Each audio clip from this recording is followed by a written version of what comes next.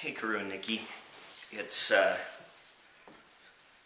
Saturday morning on the St. Patrick's Day, and I just watched Karu's two videos, most recent videos, but I wanted to respond to the Mount Penobscot story video, and this is going to be kind of fun, actually, because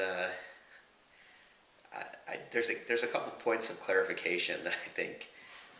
First of all, I think Karu's conflating two different events. So Mount Penobscot was also in Maine, but the story he told was when we were in Acadia National Park, which is an island off the coast of Maine.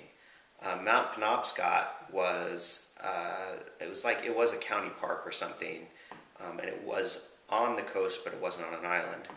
And when we went to Mount Penobscot, what we did actually was we took our two bikes and we carried our bikes up we started riding our bikes up this trail, and it got too steep, and so we started carrying them, and we carried them all the way to the top. And once we got to the top, we realized there was a road going down, so then we rode our bikes down around and get back to the bottom. So that's what happened on Mount Penobscot, which was fun. The Acadia story, I'm not going to quibble too much with the characterization, except that it was a national park and it was not legal to camp outside of a campground, and you had to make reservations and pay to camp. And since we had no money, we were trying to avoid paying to camp. And so we just parked our car at this turnout and started hiking into the woods and straight up the side of this mountain. And it was dusk when we left, and we knew it was dusk, and we were going to try to find a place to camp. And as Karu said, we started walking up, and it wasn't that steep. And then it got steeper and steeper, and it reached a point where, I have this thing with heights, and I had a pack on and that didn't fit very well, and I started freaking out, and so I was like, I gotta take the trail. And actually, what I tried to do, there was a trail that we had crossed, and we're going up, and I said, I'm just going to go down to the trail and come around and meet you, because the trail was going up. And so where I hit the trail, I started walking up the trail, and it was interesting because the trail went up for about, 10 minutes walking, and then it started going down.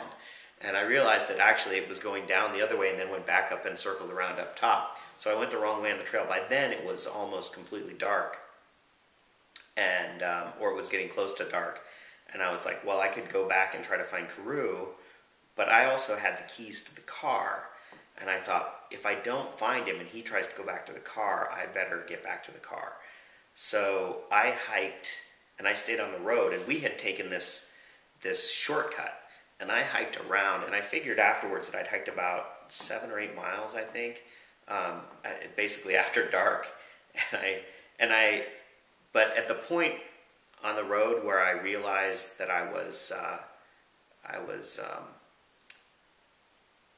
little lost, I actually took a piece of paper, and I thought that I put arrows on it, and I said, I went this way, Karu, or something like that. But I think it was at the point on the trail where, there was some significant point. Anyway, so yeah, it's kind of funny he found it, because he didn't necessarily have to go that way to find it. So yeah, I hiked all the way back to the car, and I got back to the car at 10 o'clock or something. It was, it must have been later than that. It was it was 2 or 3 hours after dark when I actually finally got back to the car.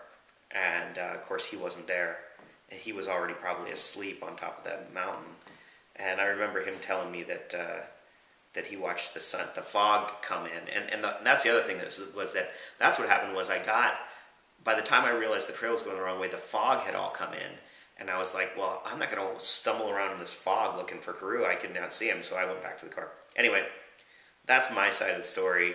And then, I went to sleep in the car, and it was not a pleasant night. And Karu woke me up rapping on the window at shortly after first light, dying of thirst. So anyway, that's my recollection of that story, Karu. And the other thing I remember is that on the way in to Acadia National Park, we stopped at a bathroom, and I remember going in and taking our little hot pot or maybe it was on the way out after for breakfast, and plugging in our hot pot on the bathroom floor and boiling water to make instant oatmeal for breakfast. But anyway, I'd love to hear your recollection of other stories. Still dead.